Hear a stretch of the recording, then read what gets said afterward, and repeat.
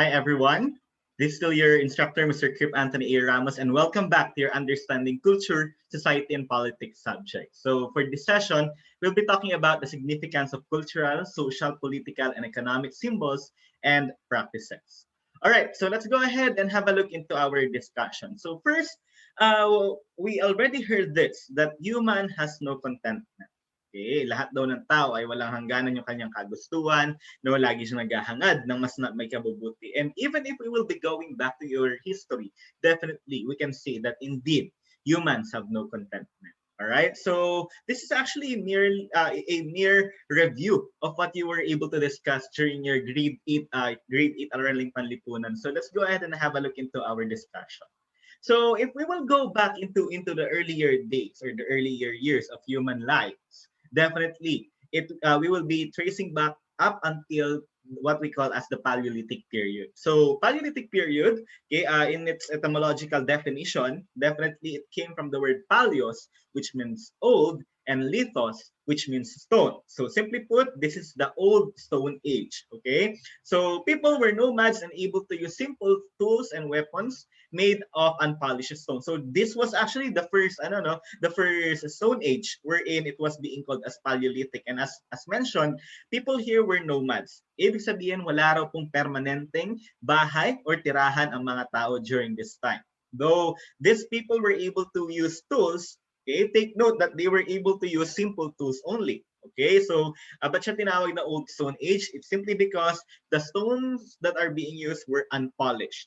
Okay, so the time when people discovered to use the fire through the use of stone for their protection against cold temperature and to cook their own food was actually during the Paleolithic period. Okay, so what is the relevance of fire, you might ask? Okay, so definitely fire has its uses. Okay, napakaraming ano nito, no? Napakaraming silbi nito sa pamumuhay ng mga tao, most especially during that time.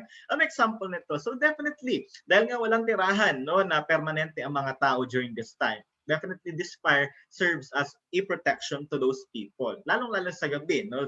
Syempre dahil nga walang permanenteng bahay, no, medyo malamig ang panahon during that time. And of course, this fire definitely gives them heat that they need so that they will be able to survive the night. Okay? Not only that, okay, syempre, no, pagdating ng gabi, no, hindi maiiwasan yung mga ligaw na hayop na umatake. And of course, and as we all know, no, itong mga fire na ito, kahit nga sa movies, no, ginagamit nila ito so that they will be able to be protected. All right? So also, lastly, ultimately, definitely itong fire na ito ay ginagamit nila para sa panluluto nila. Okay? So definitely fire has its several uses. All right, so Paleolithic period, okay, during this time also, human beings were being grouped together in small societies such as bands and subsisted by gathering plants and fishing. Okay, so hunting or scavenging wild animals were also part of their daily living. So that's your Paleolithic period. So afterwards, of course, sabi nga natin kanina, walang kakontentuhan yung mga tao. And after the Paleolithic period comes what we call now as the Neolithic period. So Neolithic period came from the word neo, which means new, and lithos, which means stone. So simply put, this is the new stone age. This is also known as the first agricultural revolution. So during this time, they already learned to create such crafts such as pottery and even weaving. Okay? So also class, dahil nga namumuhay sila at naglalakbay sila, take note that they also able to develop already a boat, no? This boat is being used as their means of transportation and also for fishing as well. Kasi nga naman, no, kung mangingisda ka, no, sa may malapit sa Pampanga, definitely hindi kayo makakahuli ng ng mas maraming isda. So definitely they are using this boat, no, so that they will be able to transport from one place into another, and of course they will be able to use this for fishing as well. Okay, so during this Neolithic period also, they were able already to develop a sedentary type of society, of which they were already able to build, okay, villages and even towns. So that is your new Stone Age, or what we call as the Neolithic period. All right, so after the Neolithic period comes already what we call as the Metal Age. So why are we calling this Metal Age? It is simply because, okay, the people were already using metal instead of stone. Okay, so dahil nga hindi sila nakontento, masyadong araw malambot or masyadong hindi masyadong marupok ang mga bato. definitely gumamit sila ng mga metal. So there are three stages then when it comes to metal age. So the first part would actually be, or the first stage would actually be the copper age. The second would be the bronze age, and of course the iron age. So bakit siya tinawag na copper, bronze, and iron age? It is simply because okay, during the copper age, the primary metal that is being used is copper. Same as with the bronze and even iron. All right. So agricultural tools were already developed in bronze, such as plows and sickles. Military weapons like swords, spears, and shields, as well as household utensils like jars and bowls and cups, were definitely being used and developed by the people. Okay? Unlike during the during the Stone Age, hindi ito napapakinabangan at hindi ito nagagamit ng mga tao. No? So it is worthy to note, okay, that during this metal age, there are a lot of utensils and even military weapons that are being used and developed. Okay? So during metal age, tribes, empires, and state were also being recognized at this point. So that would actually be your metal age. Now, if we are going to compare the three periods, so this would actually be the best, okay, the best concept map that you can actually use. Okay, so first, during the Paleolithic period or the Paleolithic age, people are using unpolished stone tools. Whereas, no, when it comes to Neolithic age or Neolithic period, the people are already using polished stone tools. But comes metal age, the people are now using metals. Okay, so when it comes to, of course, to daily living, so during the Paleolithic age, the people were hunting and even gathering. Okay, in Neolithic period, the people already know how to domesticate plants and even animals. And comes metal age, there are already tribes, empires, and states that are existing. Okay, so way of living, definitely during the Paleolithic period or the Old Stone Age, this is a nomadic way of living. Okay, they are transferring from one place into another, and they do not have a permanent home. Okay, so during Neolithic age, definitely the people were not nomads anymore. Okay, they are already living in permanent places. Whereas if we're talking about the metal age, definitely this is actually the start of what we call as the civilization. Okay, so since we're talking about the civilization and the people were already able to develop this during the metal age, okay, let's go back into some of the famous civilization or ancient state in our history. So let's start with what we call as the Mesopotamia. All right, so every city in Mesopotamia, of course, had its own government. Okay, they have own rulers, warriors, patron god, and they function like an independent country. Okay, so during that time, the Mesopotamian cities were Uruk, Kish, and even Lagesh. Okay, so in every city, take note, class, that there is what we call as a ziggurat. Okay, so what is a ziggurat? So a ziggurat is a massive tiered pyramid-shaped structure located at the center of each city, which serve as their temple. So definitely, this ziggurat would actually be the indication that that building or structure is the center of the Mesopotamian cities. Okay, be it the Uruk, Kish, or even Lagesh. All right. So military commanders during this civilization eventually became monarchs. Thus, they create a new structure of government that we call now as a dynasty. Okay. So let's continue. Let's go now to what we call as the Egyptian civilization. So class, ancient Egyptians lived near the River Nile or the Nile River because of its fertile land suitable for growing crops and domestication of animals. And we all know, no, if even if you go back to your araling panlipunan during your grade 8 days, okay, ang ilog ay sobrang halaga sa lahat ng sibilisasyon. Bakit? Kasi ito yung daluyan, no, ng buhay, no? Dito dumadaan ang mga tao kung sakaling kailangan ng transportasyon. Dito sila kumukuha ng kanilang mga pagkain, no? Dito rin sila kumukuha ng lahat ng mga ginagamit nila sa pang-araw-araw. Okay, so definitely sa Egypt, they are using what we call as the Nile River. All right?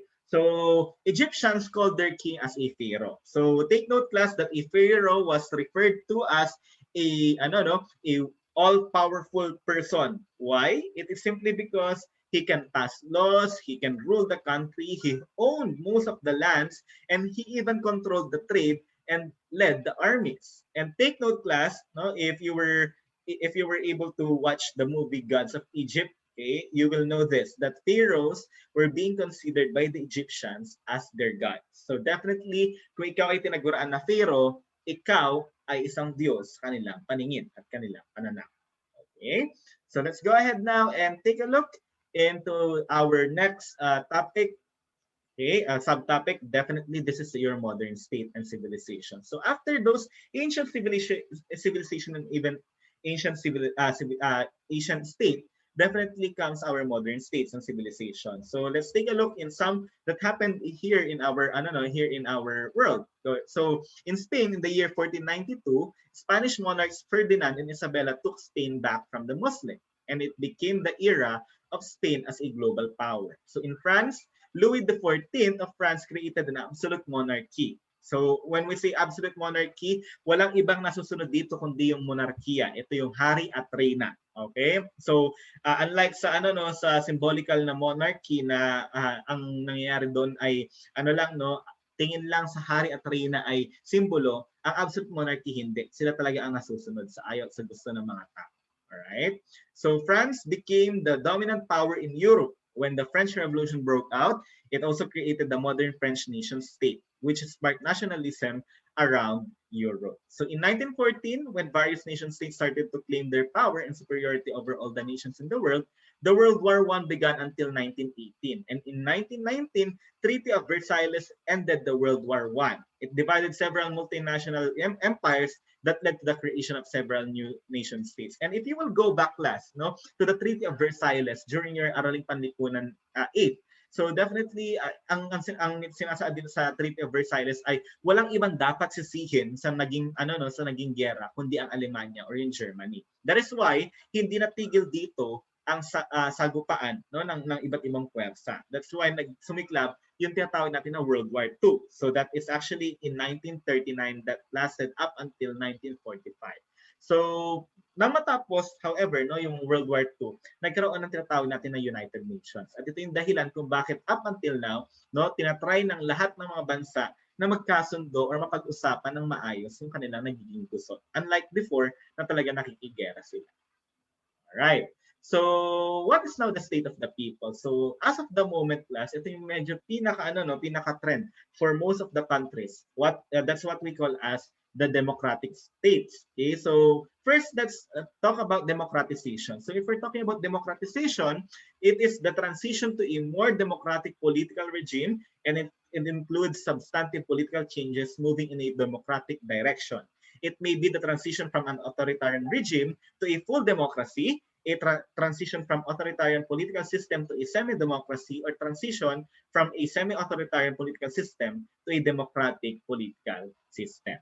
Okay, so you might want to ask, sir, what are the different types of democracies? We first have what we call as a representative democracy. So if we're talking about representative democracy, it is a system where citizens choose government representatives among their citizens. So from the word itself, representative democracy, the people are electing their representative. They are choosing. Let me give you an example. Here in the Philippines, naghalal tayo ng mga congressman na boboto in behalf of us. Na kung merong usapin tungkol sa namahalagang usapin tungkol sa bansa, hindi na kailangan dumiretso sa tao. Kailangan lang kausapin yung representative ng mga tao, which is, say, for example, congressman and even yung mga senator. Direct democracy, on the other hand, actually happens when the citizens form a governing body and vote directly on issues. Kung kayo mismo ang bumoboto sa mismo mga issue, halimbawa, kailangan ba ipatupad to? Oo o hindi. Dapat tao raw ang mag-decide. And that is actually a direct democracy. Constitutional democracy limits the powers of government through the nation's constitution. Say, for example, here in the Philippines, na meron tayong constitution na lahat ng ginagawa ng gobyerno natin ay nababatay parate, lalong-lalo sa Bill of Rights na tinatawag.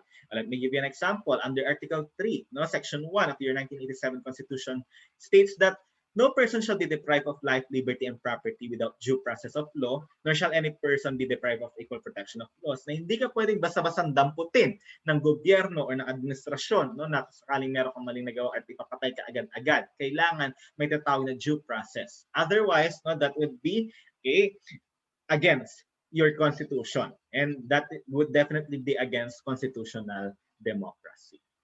All right.